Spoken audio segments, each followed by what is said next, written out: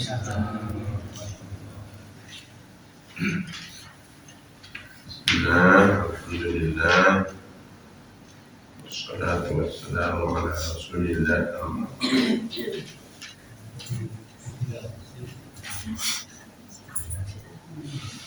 Refreshing saja karena kita baru melalui Idul Adha, ada beberapa poin yang kadang terlewatkan oleh para penyampai materi.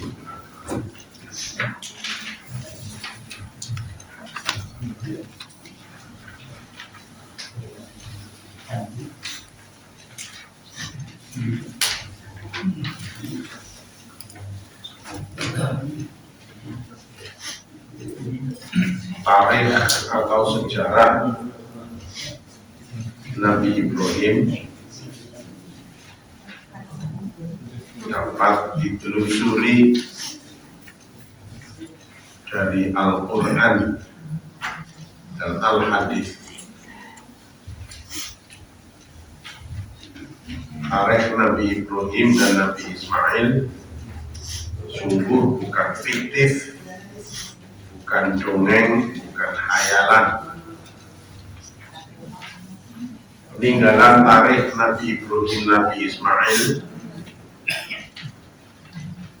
setidaknya ada yang fisik dan non-fisik. Yang fisik, di Masjidil Haram ada Maqam Ibrahim,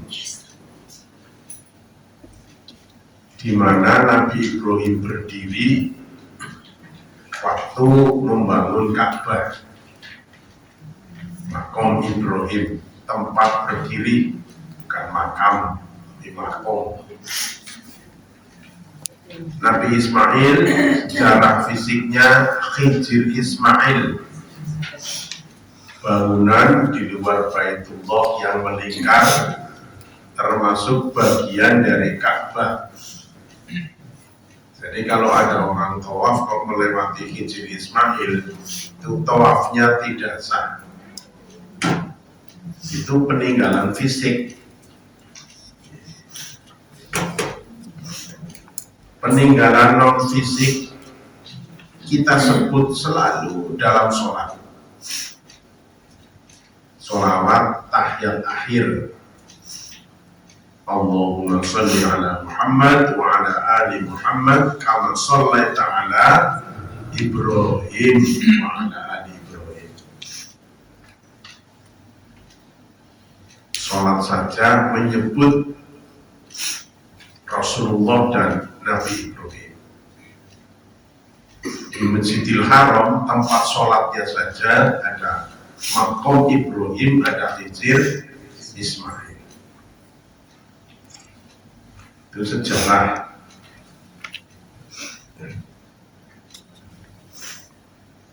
Dalam tarikh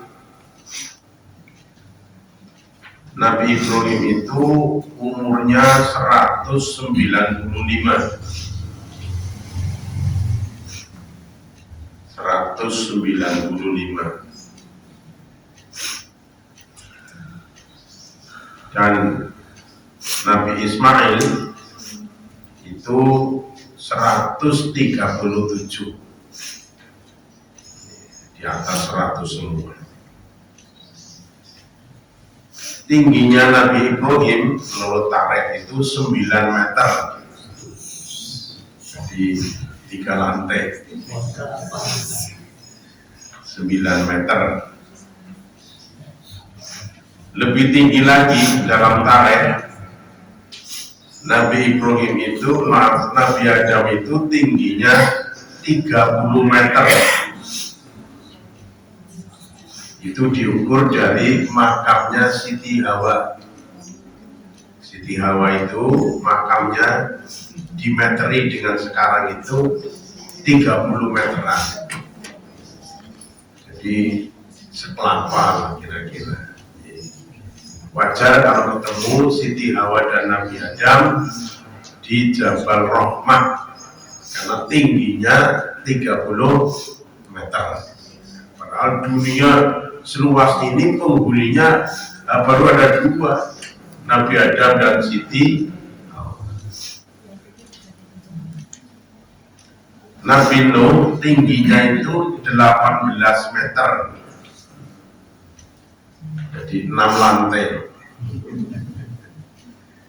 Nabi Nuh makanya bisa membuat perahu sendiri. Konon pohon jati ya, pohon perahu yang digunakan itu umurnya juga ribuan tahun. Nabi Musa tingginya 6 meter. Nabi Musa 6 meter, 2 lantai. Nabi Daud tingginya 4,5 meter. Nabi Isa 2 meter. Nabi Muhammad SAW tingginya 1,7 meter. 1 meter 70 cm. Ya umurnya, ya besarnya semakin mengecil. Nabi Adam 30 meter, jatuhnya pada Rasulullah 1,7 meter. Nabi Adam umurnya 1000 tahun, jatuh pada Rasulullah 63 tahun.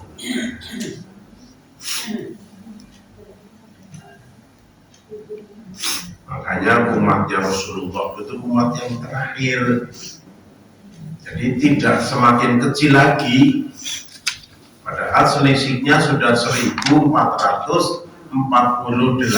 tahun, nanti tanggal 16 Juni. Nah, kalau semakin kecil ya berarti ya kayak kelinci ya. Karena umat terakhir aja sekitar 1,7 meter. Mungkin kalau 1,7 di sini ya Ustaz Ngafif barangkali ya. Itu kan sudah termasuk tinggi. Ya. Umurnya juga rata-rata umurnya Rasulullah baina sitin wasabin, antara 60 70. Makanya dalam ilmu kedokteran lansia itu dibagi 5. Satu pralansia itu 51 sampai 60. Jadi kalau yuswanya masih di bawah 60 itu baru pralansia. 6170 itu lansia muda. Lansia tapi masih muda. 6170. 7180 itu lansia madya. Saya Nun Sewu Ngapunten 74 itu lansia madya. 8190 lansia paripurna. 8190 itu sudah paripurna. 91 sampai 100 ke atas itu paripurna kencana. Yang 100 ke atas namanya lansia langka. Itu umatnya Rasulullah 60 70. 80 ikut 70, 90 sudah jarang ikut 70. Yang paling banyak itu 60 70. 60 sekian, 70 sekian gitu. Tadi aja saya pengajian di Bumi Ayu, Cerita Lelayu, ya umurnya 74, 75, 60 sekian gitu. Itulah sejarah dari Nabi Ibrahim. Tingginya 9 meter, umurnya 198, Nabi Ismail 137 tahun.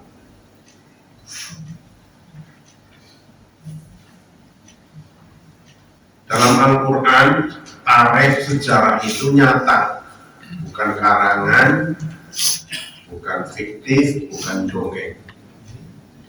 Jadi nyata benar ada Nabi Ibrahim, Nabi Ismail. Itulah yang pertama.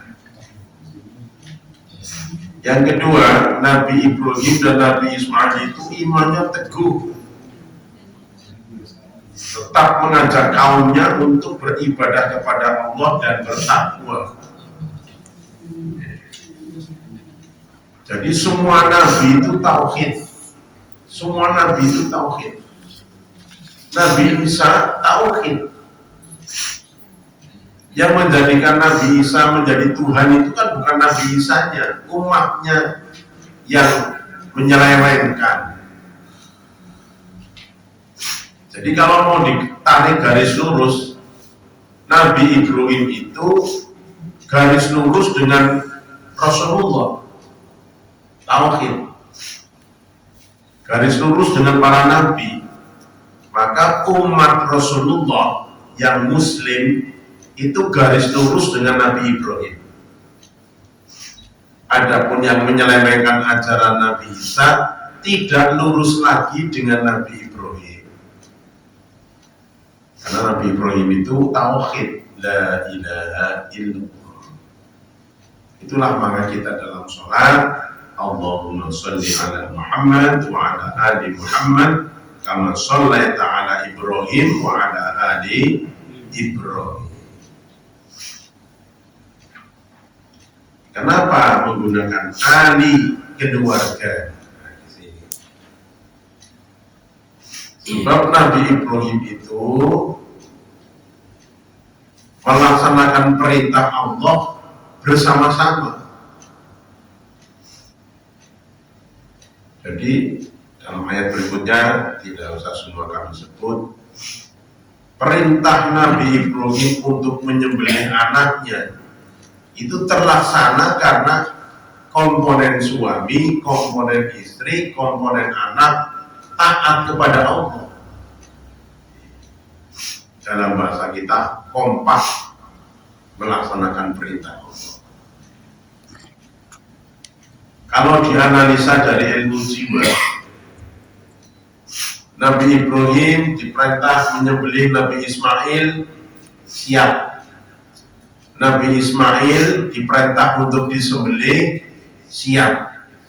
Tapi kan Siti Hajar ini kan bukan nabi, ibunya yang mengandungnya, yang membesarkannya, yang membopong dari Safa dan Marwah mencari air. Itu kan bukan nabi, Siti Hajar. Tapi walaupun Siti Hajar itu bukan nabi, tetapi taat kepada Allah kalau itu perintah Allah. Nah, di situ. Saya kira kalau dari segi ilmu jiwa yang paling keberatan itu Siti Hajar, ibunya, ibu kandungnya. Mengandungnya, melahirkannya, itu kan. Tetapi karena itu perintah Allah, Siti Hajar rela melepaskan anak laki-lakinya yang ditunggu lama. Mau diperintah disembelih. Ayahnya loh, bangsa derajat ibu-ibu rumahan teluk ya enak aja. Anak tunggu suwe, anak lanang lagi lucu-lucunya kok diperintah sembelih. Yuk Ismail minggat baik. Ternyata Siti Hajar itu kompak taat kepada Allah. Hanya Allahumma sholli ala Muhammad wa ala ali Muhammad kama shallaita ala Ibrahim wa ala ali Ibrahim. Keluarga Ibrahim. Itulah kemampuan keluarga utuh, istri, suami dan anak taat melaksanakan perintah. Yang ketiga, ujian kepada Nabi itu lebih berat daripada ujian kepada kita-kita ini.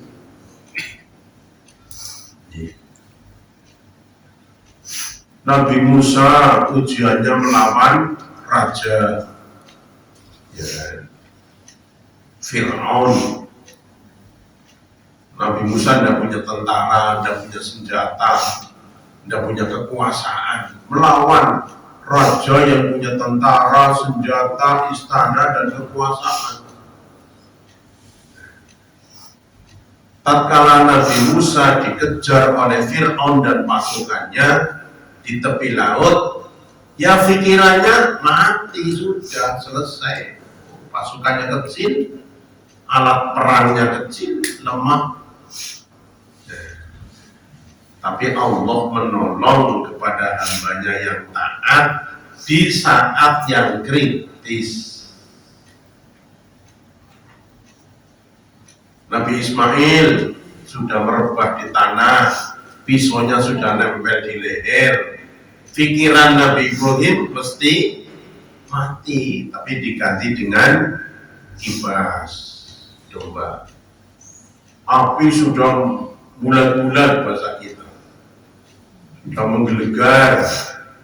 Nabi Ibrahim tetap la ilaha illallah, dilemparkanlah Nabi Ibrahim ke tengah api yang sedang berkobar. Pikiran kita mesti mati, tapi Allah menolongnya. Ya naru kuni bardan wa salaman ala Ibrahim. Hai api, dinginlah kamu untuk Ibrahim dan menyelamatkan. Api itu menghabiskan kayu jadi debu, tapi sehelai rambut pun Nabi Ibrahim tidak ada yang terbakar. Itu pertolongan Allah. Jadi Nabi Ismail sudah nempel kisahnya diganti dengan kipas. Nabi Ibrahim sendiri dimasukkan ke api yang berkorban, tidak ada sehelai rambut pun yang terbakar. Karena api itu juga makhluknya Allah. Diperintah oleh Allah taat. Api dingin, selamatkan Ibrahim. Kayu habis, tapi sehelai rambut dari Ibrahim tidak ada yang terbakar. Itulah maka orang Islam tidak boleh putus asa dari memohon pertolongan Allah Subhanahu wa ta'ala. Kita paling ya ujiannya ringan-ringan lah, ringan dalam arti untuk kita ya kadang terasa berat. Tapi coba Nabi bertabuk nyawa loh, Nabi Ibrahim masuk api, Nabi Ismail pisau sudah di leher, Nabi Musa di tepi laut, mau lari kemana? Tapi perintah Allah datang, pukul air dengan tongkatmu, lalu jadi jalan yang besar bisa dilewati. Dan Nabi Musa tidak ngerti kalau tongkatnya itu akan bisa menjadikan jalan itu di tengah laut atas izin Allah. Tidak ngerti. Di situ, jadi kita ini juga diuji oleh Allah. Wa nabluukum bisyarri wal khairi fitnah. Ujian kita ini ya tidak seberat para nabi. Rasulullah aja hijrah dari Mekah ke Madinah, dikejar di Gua Thur, kaki para pasukan kafir sudah kelihatan. Cara kita berpikir ya Nabi habis dengan Sayyidina Abu Bakar, tetapi Allah menolongnya, gulung darah, sarangnya tidak rusak, rumah labah-labah juga tidak rusak.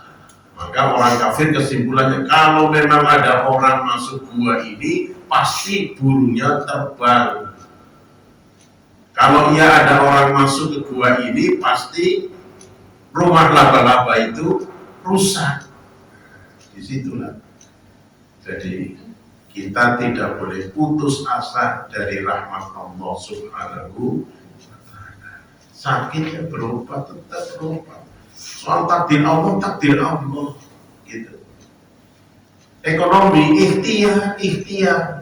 Soal kita dapat berapa jadi apa itu Allah urusannya. Sama dengan kita ngaji berangkat ngaji, nyadar orang itu urusan kecerdasan dari Allah. Ya.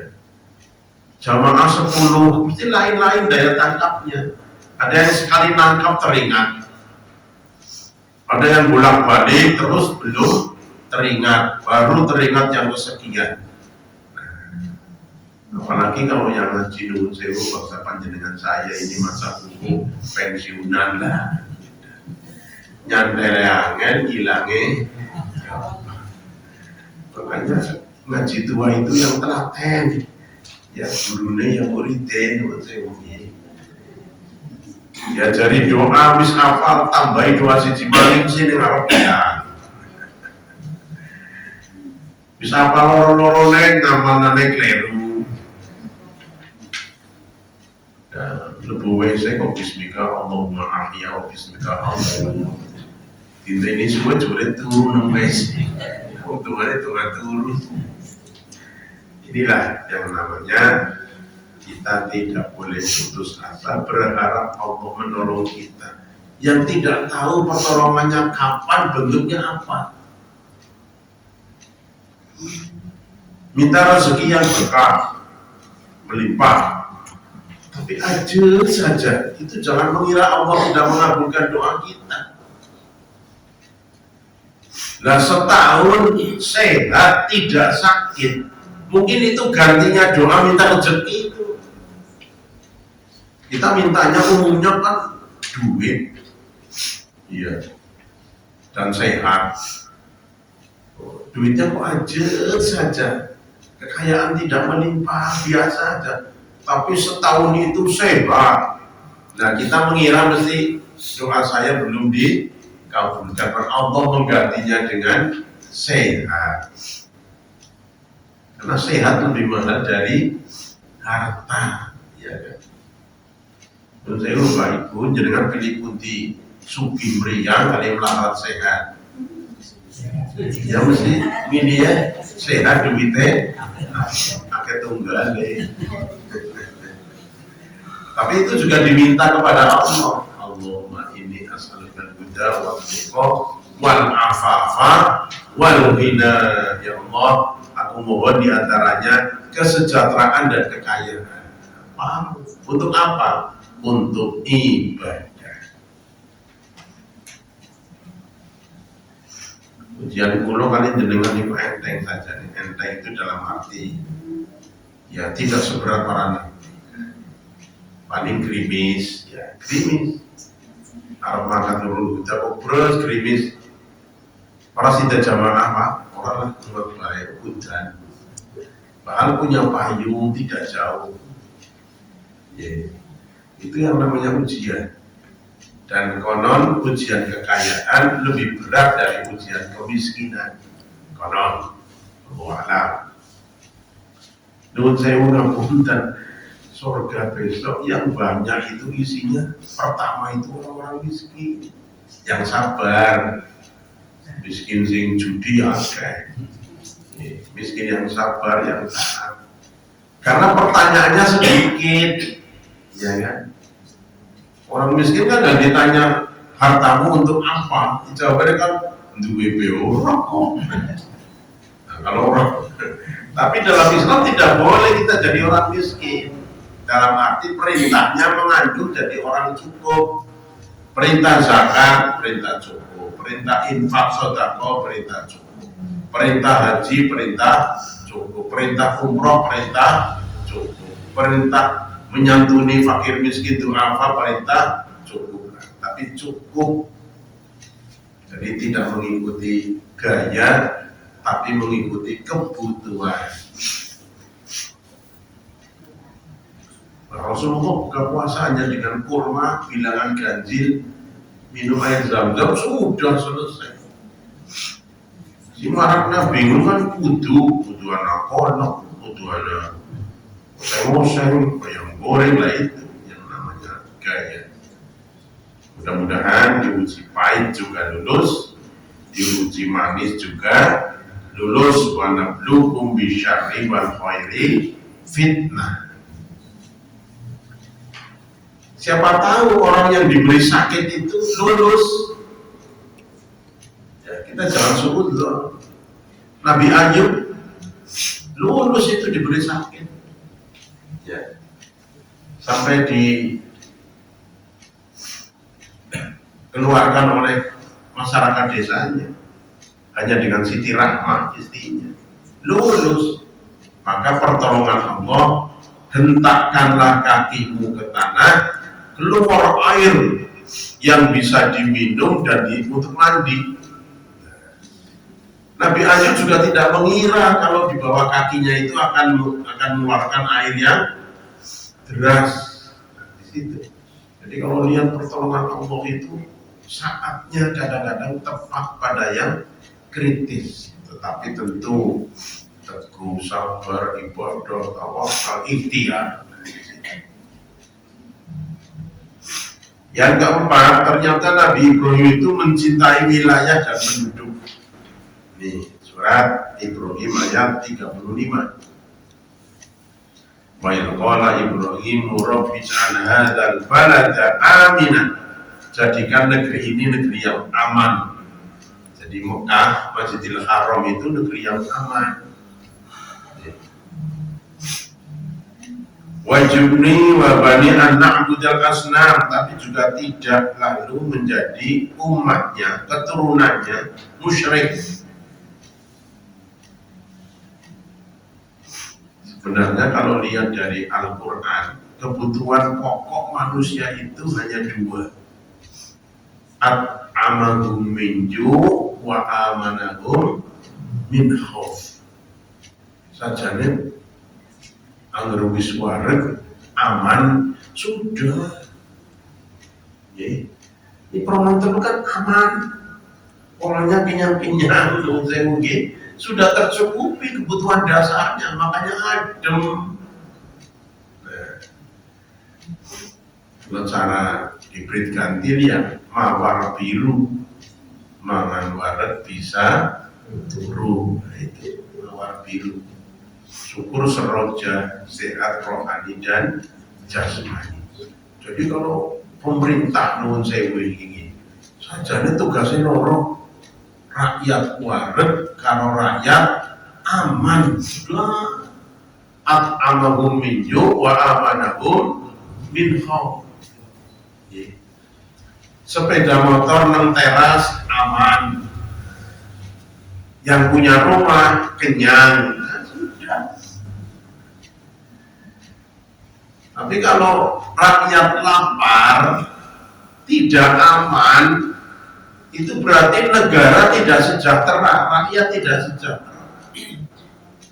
Nah, doa Nabi Ibrahim, wilayahnya aman, rakyatnya tidak syirik, kenyang. Makanya sajane sih tugasnya ya apik. Maaf saya tidak mengkritik MBG, sajane ya apik supaya anak-anak itu kenyang. Nah yang jelek gimana? Harusnya hitungannya telur satu, jatuh di anak tinggal separuh. Nah yang siji setengah dipangan sampah. Lalu jadilah kepala MBG jadi tersangka. Berapa yang diambil? Triliunan. Nembe walek. Saya tidak tahu, saya bukan politik. Jadi kirim kalau Jokowi ya anak bukti deh. Coba telusuri. Yakut bilang ngirim Jokowi. Nadiem bilang ngirim Jokowi.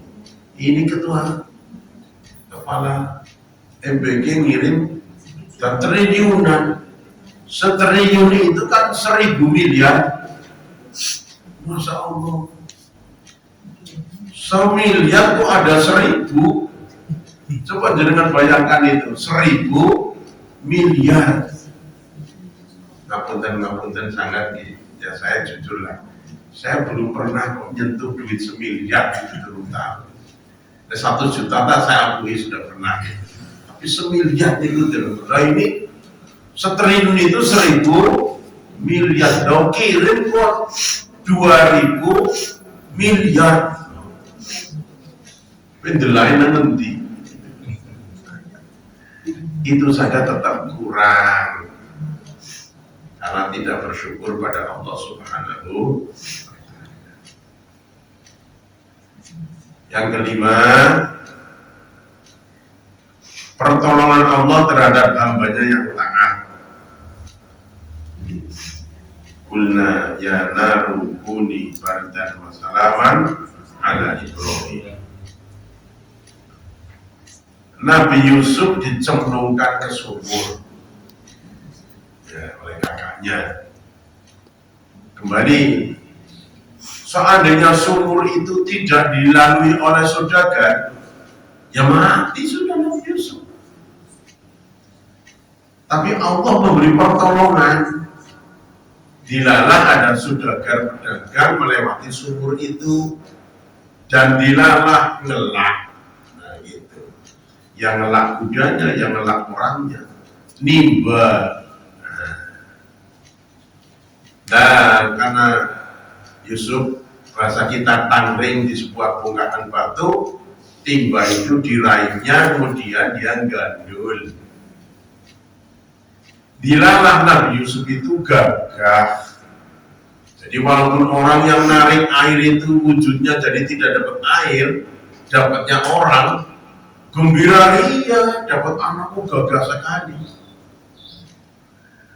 Ayahnya ngeralat dumna maning dia. Karena apa? Dijual laku. Nah, pedagang kepikirannya batik.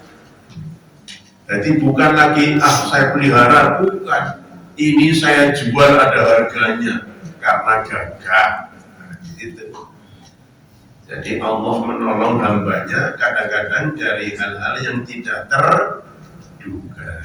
Maka jangan putus asa. Kalau sakit, ya berobatnya jangan yang haram. Tetap usahakan berobat dengan cara yang halal. Nah itu. Yakinlah, makanya kita diminta isti'adzah dan isti'anah. Isti'adzah itu bermohon pada Allah dari hal-hal yang tidak kita inginkan. A'udzu, nah itu isti'adzah. Isti'anah, Allahumma inni as'aluka. Jadi kalau doa mengandungnya dua, a'udzu dan as'aluka. Allahumma inni as'aluka al-huda, itu isti'anah. A'udzu billahi minasy syaithanir rajim, itu isti'adzah. Kenapa kita mohon pertolongan kepada Allah dari godaan setan? Karena setan itu mengganggu dari depan, dari belakang, dari kanan, dari samping, tetapi tidak ganggu dari atas. Subhanallah.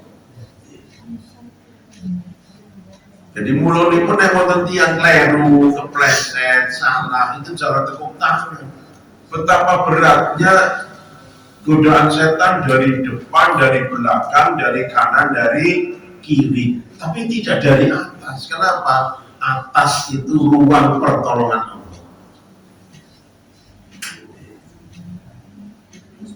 Mulanya nuwun sewu, kalau ada orang sholat lupa itu jangan tepuk tangan. Itu buktinya ada setan.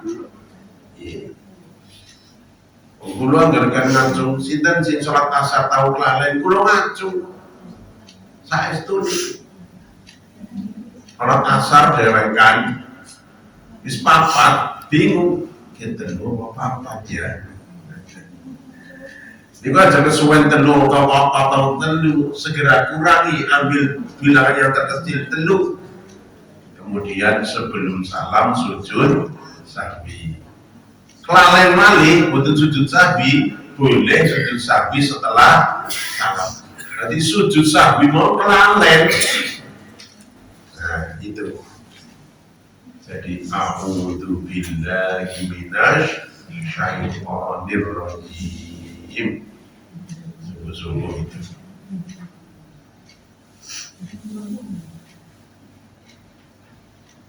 Kalau dalam bahasa hadis, marah itu dari setan, setan itu dari api, maka api akan padam oleh air.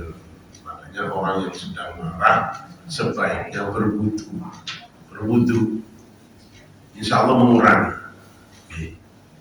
Mulai dalam penelitian survei Mengapa di Wonosobo pembunuhan sedikit?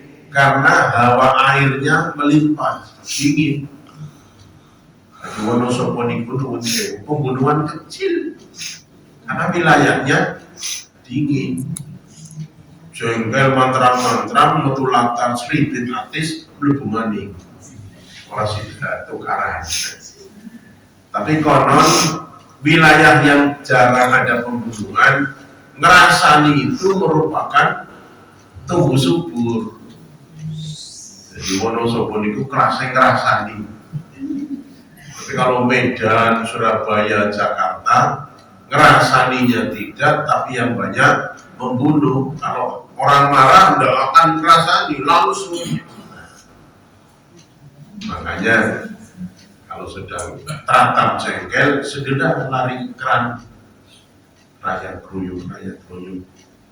Oh ibunya takut apa sih Pak? Berisik lagi jengkel. Insya Allah buatan ngamplung loh Pak Ibu. Kalau air itu. Itulah. 8. Kesolehan penghubung yang tua dan yang muda. Generasi ayah, generasi anak. Falamma balaghu ma'ahu sa'ya qala ya bunayya.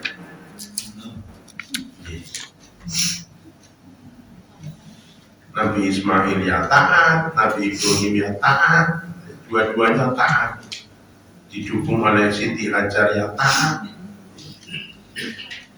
Indahnya Al-Quran, ya bunayya, hai anakku.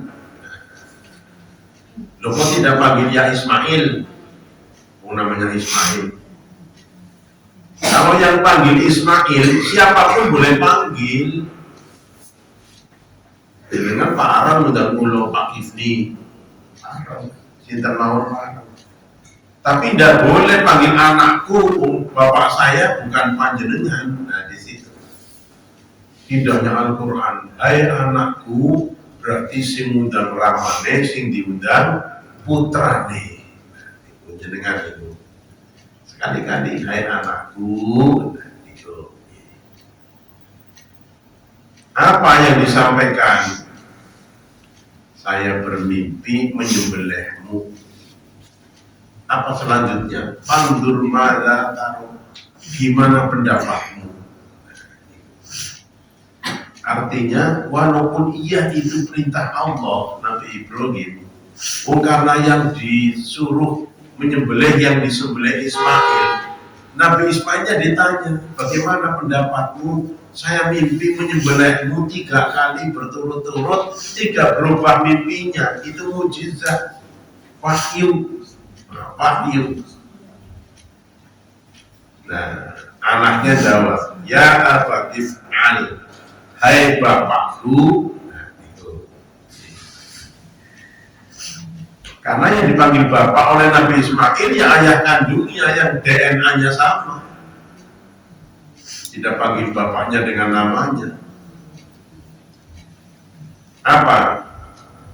Ya abatif al-matumar, laksanakan kalau itu perintah Allah. Jadi walaupun berat, kalau perintah Allah laksanakan. Satajiduni insyaallah minas sabirin. Kamu akan mendapatiku insyaallah termasuk orang-orang yang sabar.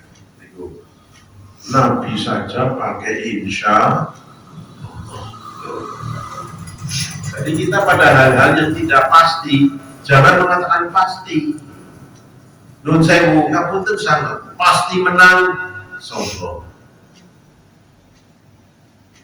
Yang paling baik apa? Sesuatu yang belum pasti. Insya Allah. Kamu dikehendaki oleh Allah. Tapi kalau sudah insya Allah ya jangan miring, tidak. Sudah merapat RT, pakai dalung ya insya Allah. Ini orang tegak. Jadi orang tegak nyukai insya Allah. Itu namanya insya Allahnya miring tidak berangkat. Kalau tidak ada halangan udzur yang berat, insya Allah itu menunjukkan kerendahan hati. Kerendahan hati. Ya. pada hal-hal yang sifatnya tidak tentu, itu Nabi Ismail saja mengajari kita insya Allah, kalau Allah menghendaki. Yang terakhir, semua perintah Allah pasti mengandung unsur kesejahteraan sesama. Jadi, zakat, sholat, mensejahterakan. Saya baca dalam bukunya Profesor Dr. Haji Dadang Hawari, dikutip di situ tentang pengaruh sholat bagi kesehatan jiwa, karena beliau itu ahli jiwa. Orang yang tekun sholat relatif jiwanya lebih tenang. Itu dalam penelitian. Jadi orang yang tekun sholat relatif, artinya tidak terus pakai pasti, insya Allah jiwanya lebih tenang. Maka dalam Al-Quran min athari sujud, Nunsewu, jenengan saya setidaknya maghrib sampai isya itu tenang. Itu pengaruh sholat itu. Makanya kalau ngaji malam kok ada yang ngantuk, tidak apa, itu tandanya tenang. Makanya ngaji jangan terlalu malam, nanti ngantuk gitu. Jadi kalau begitu beruntunglah jenengan saya ini punya jiwa yang tenang karena pengaruh sholat. Ala bi dzikrillahi tatmainnul qulub, ketahuilah dengan zikrullah itu jiwa menjadi tenang. Padahal bahagia itu intinya adalah ketenangan itu jangan diartikan dengan kesepian. Ada orang yang di rumah sendiri tapi tidak tenang, karena tidak ada zikir, itu namanya kesepian. Makanya maaflah, pensiunan yang senang zikir relatif lebih tenang daripada pensiunan yang tidak berzikir, yakin. Padahal umur tua ini nanti kalau bangun malam jam 3 sudah nggak bisa tidur lagi itu. Alangkah indahnya lalu bisa sholat tahajud, baca Quran, zikir. Berbahagialah orang yang dekat kepada Allah, insya Allah sejahtera lahir batin dunia dan akhirat. Amin ya rabbal. Makatan kira langkung untuk refreshing saja karena masih bulan Dzulhijjah, dan sebentar lagi insya Allah akan ganti tahun, yaitu tanggal 16 Juni adalah satu Muharram. Nanti tanggal 26-nya ada puasa Asyura. Saumu yaumi Asyura yukaffiru sanatan madiyatan. Puasa 10 tanggal 10 bulan Syura dapat menghapus dosa 1 tahun. Kalau Arafah dosa 2 tahun. Tetapi ada hadis lagi boleh diambil dengan Tasu'ah di tanggal 25-nya 25 Juni itu Tasu'ah, 26 Juni Asyura, hari yang ke-10. Karena bahasanya Asyura diambil suruhnya tetap oleh area kebatinan. Muharram pada karo bulan Syuro. Saya diartikan salah. Bulan Syuro itu bulan dedemit, bulan dai, bulan siala, itu yang salah. Padahal Muharram itu bulan mulia. Maka tanpa sadar akan masuk 1448. Wallahu a'lam. Dunia yang kita tempati tidak lebih dari 1500 tahun. Padahal sudah kita tempati 1448. Berarti kiamat kurang 54 tahun. Kalau dihitung 1500. Wallahu a'lam, kiamat yang tahu hanya Allah. Di akhir zaman sudah kita yakini banyaknya tanda-tanda akhir zaman. Maka tidak ada solusinya kecuali ya marilah kita manfaatkan umur kita, sisanya untuk ibadah, zikir, baca Quran, silaturahmi, ngaji dan sebagainya. Mudah-mudahan kita semuanya mengakhiri umur kita dengan husnul khotimah. Amin ya rabbal alamin. Pulau sowan datang piantun ninggal umurnya masih 90, masih bisa jadi pengantar acara pengajian saya, masih bisa ada, Masya Allah, masih bisa sholat sama di masjid. Apa rintian beliau yang saya tidak, saya ingin diambil nyawanya sedang sholat. Padahal rumahnya dengan masjidnya nempel cuma tidak ada 1 meter itu. Inilah kita yakini akhir kita itu yang baik, yang diridhoi oleh Allah, itulah namanya husnul khotimah. Makatan mudah-mudahan ada manfaatnya selama menyongsong tahun baru Islam 1448 Hijriah. Mudah-mudahan tahun depan Hijriah kita lebih baik dari tahun yang kita lalui 1447. Amin ya rabbal alamin. Makatan matur nuwun, mari kita akhiri dengan kafaratul majlis. Subhanallah.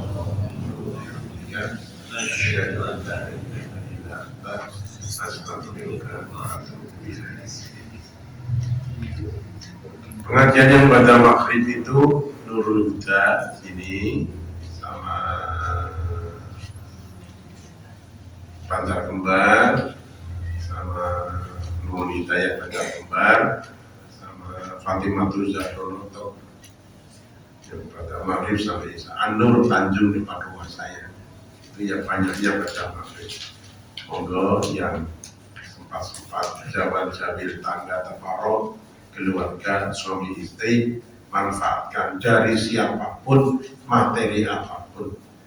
Fadzakir in nafa'ati dzikra, berilah peringatan karena peringatan itu membawa manfaat. Setidak-tidaknya ya insya Allah cara baterai ya dicas.